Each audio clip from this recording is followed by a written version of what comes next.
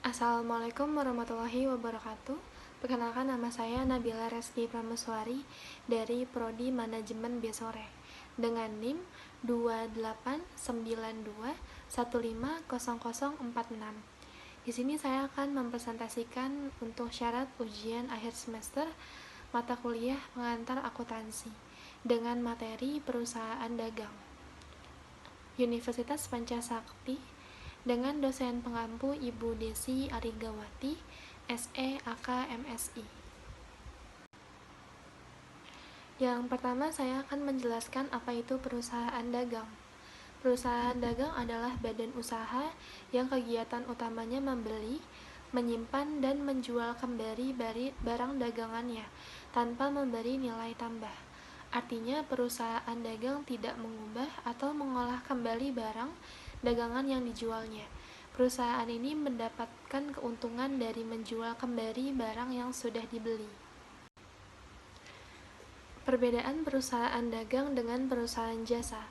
Perbedaan utama perusahaan dagang dan perusahaan jasa adalah adanya wujud produknya. Dalam perusahaan dagang, produk yang dijual memiliki wujud berupa barang atau benda fisik yang bisa dirasakan. Misalnya, ponsel pintar kesayanganmu. Kamu bisa menyentuh dan memainkannya, kan? Sementara dalam perusahaan jasa, produk yang dijual tidak berwujud. Yang kamu bisa rasakan saat membeli produk jasanya hanya kepuasan atas pelayanan perusahaan tersebut. Misalnya, saat kamu memesan jasa ojek online, kamu hanya dapat merasakan kepuasan atas pelayanan ojek tersebut saat mengantar kamu ke suatu tempat. Ciri-ciri perusahaan dagang.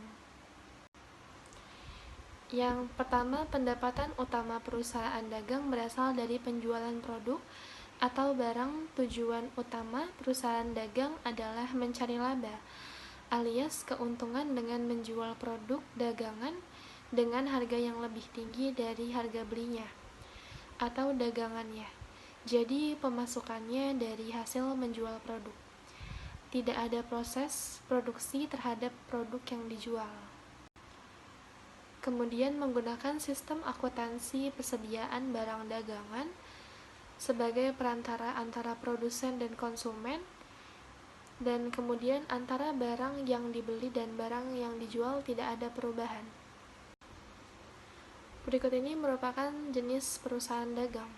Secara garis besar, perusahaan dagang dibagi menjadi dua jenis, yaitu perusahaan dagang berdasarkan produk yang diberdayakan dan perusahaan dagang berdasarkan macam konsumen yang terlibat. Perusahaan dagang berdasarkan produk yang diberdayakan. Perusahaan dagang berdasarkan produk yang diberdayakan merupakan perusahaan dagang yang berfokus pada produk yang dijualnya. Perusahaan dagang bahan baku atau raw material. Perusahaan dagang barang produksi adalah perusahaan dagang yang menjual bahan baku.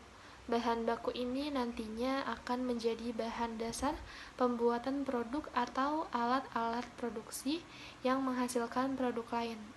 Contohnya adalah perusahaan dagang yang menjual benang dan kain. Ketika kedua produk tersebut terjual, pembeli kedua produk tersebut bisa mengolahnya menjadi bentuk lain seperti baju. Perusahaan dagang barang jadi. Perusahaan barang dagang jadi adalah perusahaan dagang yang menjual produk dalam bentuk akhir yang siap digunakan oleh para pembelinya. Contohnya adalah perusahaan dagang yang menjual buku, kalkulator, atau HP. Perusahaan dagang berdasarkan macam konsumen yang terlibat. Perusahaan dagang berdasarkan macam konsumen yang terlibat adalah perusahaan dagang yang menjual produk berdasarkan konsumennya. Nah, karena konsumen beragam tipenya, perusahaan dagang berdasarkan macam konsumen yang terlibat dibagi lagi menjadi 3, yaitu: pertama, perusahaan dagang besar atau wholesaler. 2, perusahaan dagang perantara atau middleman. 3, perusahaan dagang pengecer atau retailer. Yang pertama, perusahaan dagang besar adalah perusahaan yang secara langsung membeli produk dari pabrik dalam jumlah besar untuk kemudian dijual lagi dalam jumlah besar juga. Contohnya adalah pedagang grosir. Jadi untuk pedagang besar seperti ini dibutuhkan modal yang cukup besar juga. Perusahaan dagang perantara adalah perusahaan yang membeli produk dalam partai besar untuk kemudian dijual lagi kepada pengecer dalam jumlah sedang. Contohnya, pedagang subgrosir. 3. Perusahaan dagang pengecer adalah perusahaan yang langsung berhubungan dengan konsumen. Sesuai namanya, konsumen perusahaan dagang pengecer dapat membeli barang dagangannya dengan cara eceran. Contohnya adalah warung, kios, minimarket, dan swalayan. Siklus akuntansi perusahaan dagang. Nah, itulah jenis-jenis perusahaan dagang yang kamu ketahui. Selanjutnya, pada siklus akuntansi perusahaan dagang, dikenal beberapa tahapan yang dilalui, antara lain: pertama, identifikasi transaksi jurnal. Tahap pertama yang dilakukan dalam siklus akuntansi perusahaan dagang adalah mengidentifikasi semua transaksi perusahaan dan melibatkan semua akun. Contoh, transaksi perusahaan dagang adalah transaksi penjualan barang dagang yang dilakukan antara perusahaan selaku produsen kepada konsumen. Dari aktivitas ini, perusahaan menerima keuntungan dari setiap barang yang dibayar konsumen. Transaksi jual beli ini dapat diidentifikasi sebagai transaksi penjualan secara tunai. 2. Penyusunan jurnal khusus. Pada perusahaan dagang besar, jurnal transaksi biasanya dibagi menjadi jurnal umum dan jurnal khusus. Jurnal umum digunakan bila jumlah transaksi perusahaan hanya sedikit, sementara jurnal khusus digunakan dalam perusahaan besar untuk memudahkan mengkelompokkan transaksi-transaksi tertentu. Karena siklus akuntansi perusahaan dagang lebih rumit, maka penggunaan jurnal khusus ini ditujukan untuk mengefisiensikan waktu, biaya, dan tenaga. Contoh jurnal khusus dalam perusahaan dagang adalah jurnal pembelian barang, jurnal penjualan barang, jurnal penerimaan kas, dan jurnal pengeluaran kas. 3. Penyusunan buku besar pembantu. Tahap selanjutnya dalam siklus akuntansi perusahaan dagang adalah penyusunan buku besar pembantu.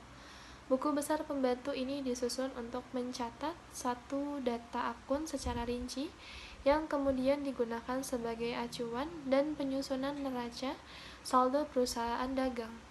Contoh akun yang dicatat dalam penyusunan buku besar pembantu adalah akun piutang dan akun perusahaan dan akun utang perusahaan dagang.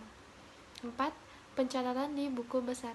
Setelah menyusun buku besar pembantu, perusahaan dagang akan memindahkan data dari jurnal umum dan jurnal khusus ke dalam buku besar. Data dalam buku besar ini berfungsi sebagai sumber informasi pembuatan dokumen selanjutnya. Siklus ini sering disebut juga sebagai posting ke buku besar. 5. Laporan harga pokok penjualan. Kalau sebuah perusahaan dagang menggunakan metode pencatatan secara fisik, harga pokok barang yang terjual dapat ditentukan saat terjadi proses transaksi penjualan. Dengan demikian, perusahaan dagang dapat melakukan catatan harga pokok penjualan atau HPP dan jurnal penjualan secara sekaligus. Walaupun begitu, perusahaan perhitungan harga pokok penjualan akan tetap dianggap sebagai komponen dari laporan laba rugi yang kemudian dicatat dalam laporan keuangan perusahaan dagang. 6. Pencatatan neraca saldo. Tahap siklus akuntansi perusahaan dagang selanjutnya adalah pencatatan neraca saldo yang terdapat dalam buku besar. Data-data yang diambil dalam buku besar ini adalah saldo terakhir setiap akun yang paling penting untuk diperhatikan dalam pencatatan neraca. Neraca saldo ini adalah posisi debit dan kredit, harus seimbang atau balance. Bila tidak seimbang berarti ada kesalahan. 7. Penyusunan jurnal penyesuaian. Setelah melakukan pencatatan neraca saldo, perusahaan dagang akan membuat penyusunan jurnal penyesuaian. Jurnal penyesuaian dibuat bila ada transaksi yang mempengaruhi akun perusahaan dagang dan menimbulkan akun baru. Contoh, transaksi yang memengaruhi perusahaan dagang ini adalah sewa ruko yang sudah jatuh tempo. 8. Penyesuaian neraca saldo. Penyesuaian neraca saldo termasuk sebagai salah satu poin penting yang harus dilakukan pada siklus akuntansi perusahaan dagang. Setelah membuat penyesuaian neraca saldo, perusahaan dagang akan memiliki dokumen baru yang disebut neraca saldo setelah disesuaikan atau adjust trial balance. Berikut ini merupakan contoh jurnal umum perusahaan dagang. Pada tanggal 3 Maret 2021 dibeli barang dagang 200 set kunciran dari PT Kemilau Abadi secara kredit dengan syarat pembelian 2/10 N/30 sebesar 2 juta rupiah. Lalu pada tanggal 9 Maret 2021, barang dagang dijual kepada UD Bahagia secara kredit sebanyak 70 set kunciran seharga Rp1.500.000 dengan syarat penjualan 2/10 N/30 dan harga pokok penjualan atau HPP sebesar Rp500.000. Pada tanggal 18 Maret diterima kembali barang dagang dari UD Bahagia sebanyak 35 set karena adanya kerusakan sebesar Rp300.000 dan HPP sebanyak Rp250.000. Di tanggal 25 Maret dibayar utang kepada PT Kemilau Abadi atas pembelian barang dagang pada tanggal 3 Maret 2021. Atas pembelian barang dagang, lalu 29 Maret menerima pelunasan piutang dari UD Bahagia atas penjualan barang dagang pada 9 Maret 2021. Berikut ini merupakan metode perpetualnya. Dengan jumlah debit 8.550.000 dan kredit 8.550.000. Berikut merupakan contoh jurnal umum perusahaan dagang juga, yang pada tanggal 5 September 2020 dibeli barang dagang 100 set jepitan anak-anak dari PT Cahaya Kemilau secara kredit dengan syarat pembelian 2/10 dan N/30 seharga 3 juta. Pada tanggal 10 September dijual barang dagang kepada UD Sukses secara kredit sebanyak 50 set jepitan anak-anak senilai 1 juta dengan syarat penjualan 2/10 N/30 dan harga pokok penjualan Rp500.000. C. Tanggal 15 September 2020 diterima kembali barang dagang 20 set jepitan anak-anak dari UD Sukses karena kerusakan produk sebesar Rp400.000 dengan harga pokok penjualan Rp200.000. Pada tanggal 25 September dibayar utang kepada PT Cahaya atas pembelian barang dagang dengan tanggal 5 September 2020. Pada 28 September diterima pelunasan piutang dari UD Sukses atas penjualan barang dagang pada tanggal 10 September 2020.